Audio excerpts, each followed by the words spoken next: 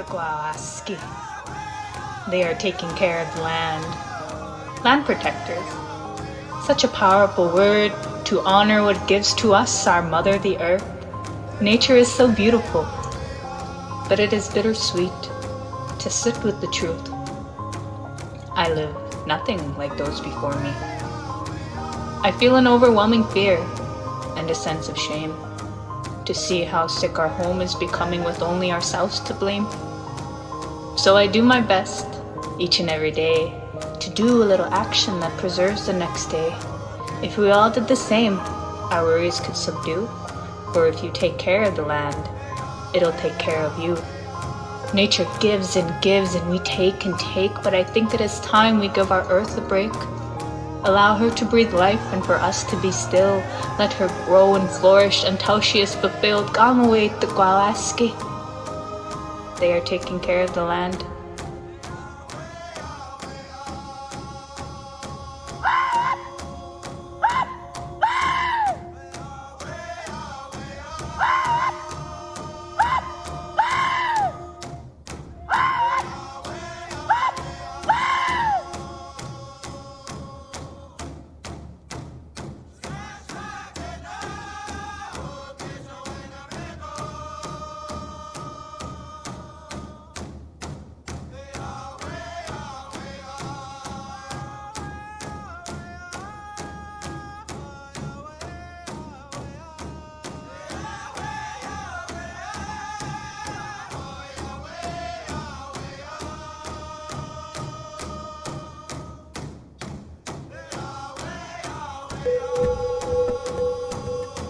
The relationship between the federal government and First Nations, it's still founded on a piece of legislation that is extremely colonial and where the Minister of Indian Affairs still has ultimate authority over us and our land.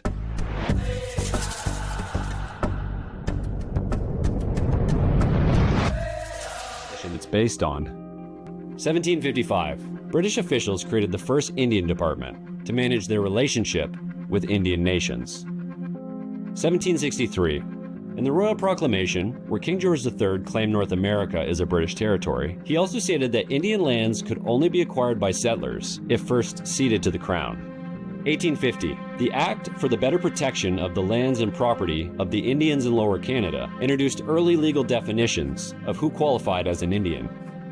1857. The Gradual Civilization Act encouraged Indians to enfranchise, meaning to give up their Indian status. 1867. Canada became a country and assumed jurisdiction over Indians and lands reserved for the Indians. 1869. The Gradual Enfranchisement Act aimed to forcibly assimilate Indians by removing Indian status from women who married non-Indian men. 1876. The Indian Act came into power and consolidated previous laws respecting Indians, continuing the goal of enfranchisement, the management of Indian reserves and monies, and setting rules for the Chief and Council government structure. When Canada became a country, it became the Indian Act.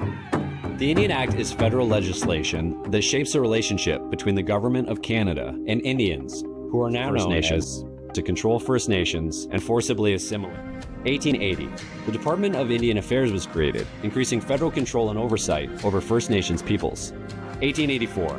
The potlatch ceremony was outlawed, setting a precedent for policies banning religious and cultural freedoms. 1906. The Governor General was given authority to establish industrial or boarding schools and make rules for the arrest and detention of truant children.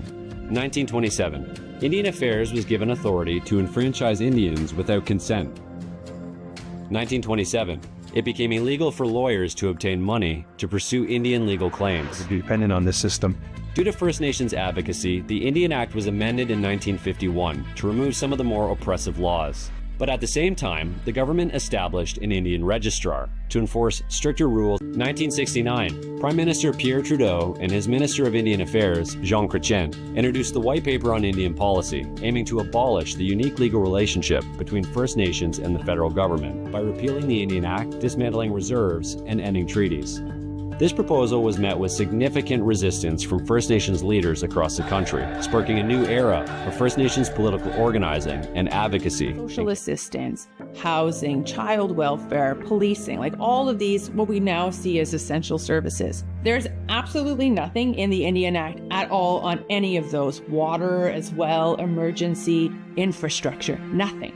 Neither the federal government nor the provinces wanted to have to provide these services to First Nations. It has allowed both governments sometimes to not to provide the service at all, or to provide a much more watered down, inadequate version of the services that other forced assimilation. One of the things that the Indian Act has done by its definition of status has made us be seen as a race. We're not a race, we're a people. And people belong to a group based on things like acceptance, but also loyalty and fidelity to the group and sharing the same sort of values of the group. But if we only go to ancestry and blood, we are playing into a system that sought to purposely racialize us for the purposes of our extinguishment. Risk the legislative extinction of Indians unless amended. Until 1985, the provision that if a First Nations woman married a non-First Nations person, they would lose status, their children would lose status. It's not just holding a card. It's the right to live in a community. It's the right to vote in a community, to be a part of that community in really every active sense. And so the Indian Act for many, many years and many generations dispossessed Indigenous women deliberately. In the 1980s, Sandra Lovelace Nicholas won her case at the United Nations Human Rights Council, condemning Canada for removing Indian status from women who married non-Indian men. In response, Canada enacted the Bill C-31 Amendment in 1985, restoring status to women who had married. There are over 630 First Nations bands and more than 3,390 reserves across Canada. They form 50 different nations, each with their own languages, cultures, laws, and traditional governing structures.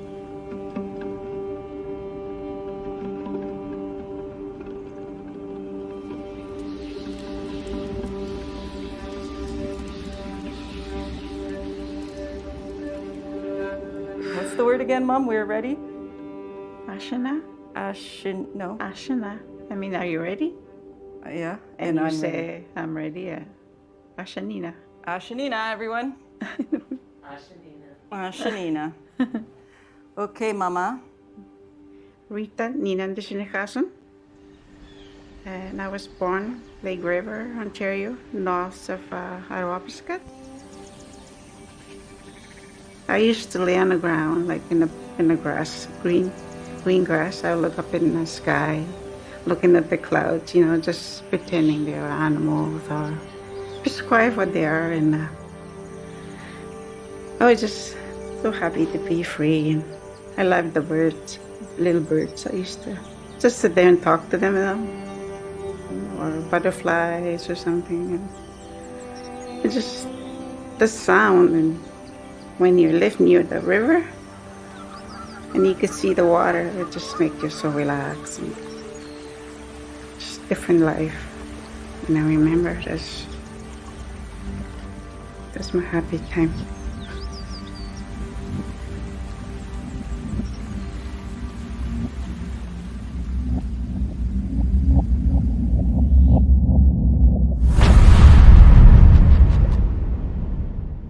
In the 1870s, the federal government, partly in order to meet its obligations to educate Aboriginal children, began to play a role in the development and administration of these schools.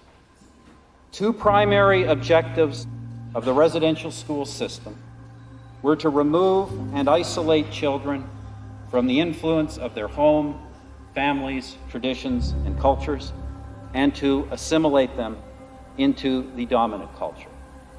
These objectives were based on the assumption that Aboriginal cultures and spiritual beliefs were inferior and unequal. Indeed, some saw it, as was infamously said, to kill the Indian in the child. To kill the Indian in the child. Approximately 80,000 living former students and all family members now recognize that it was wrong and we apologize. Now recognize and we apologize. And we apologize. And we apologize. The ability of many. And we apologize. And we apologize.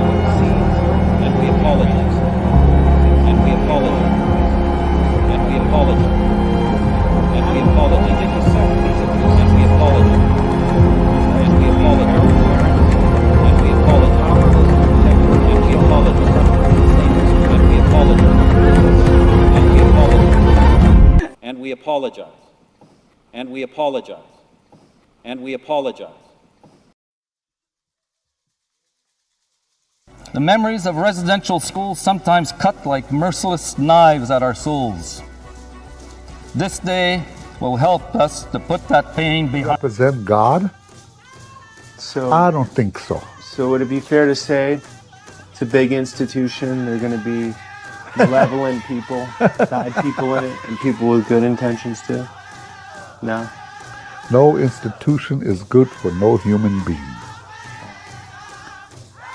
Institution in the bottom is controlled by corporations. And corporations are controlled by greedy people. They don't have no intentions of being a human or respect any human race. They just want one thing, and that's all, control. Mr. Speaker, I rise today to offer a full apology to Aboriginal people, to the House, and to all Canadians.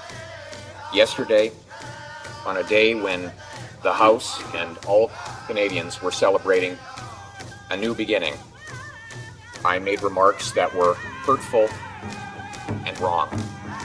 I accept responsibility for them, and I apologize. And I apologize. And I apologize. And I apologize.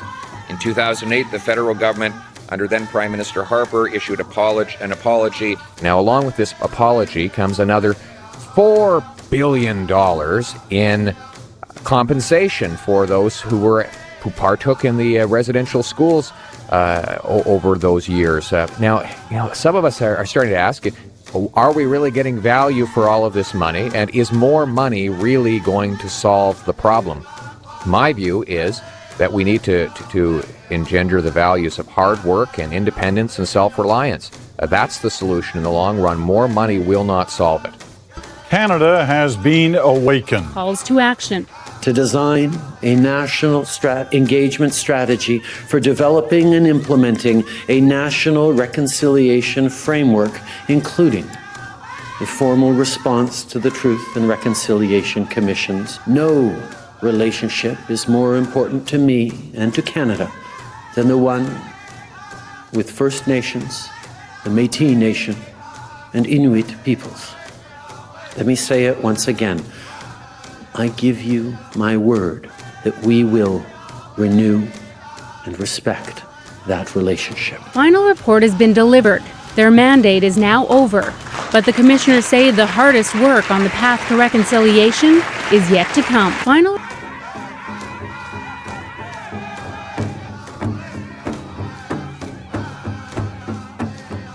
Achieving reconciliation, as I observed in June of this year, is like climbing a mountain.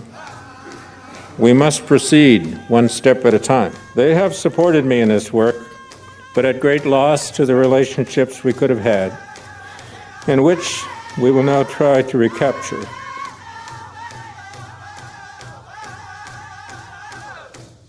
"94 calls to action are a tall order that will require commitment, not just from the federal government, but from the provinces and municipalities too. Make the space and make room in your hearts and your minds and your spirit. And what I mean by that is to rid yourselves of those racist attitudes, those images of Indigenous peoples as being substandard and pagan and savage. Rid yourself of those racial stereotypes of Indians and Indigenous peoples being dumb and lazy and drunk on welfare. Rid yourself of those things so new things can come in. And the new things to come in are the respect for our languages, our customs, and our traditions, that we are equally as important as human beings. But as the survivors have shown us, they have survived.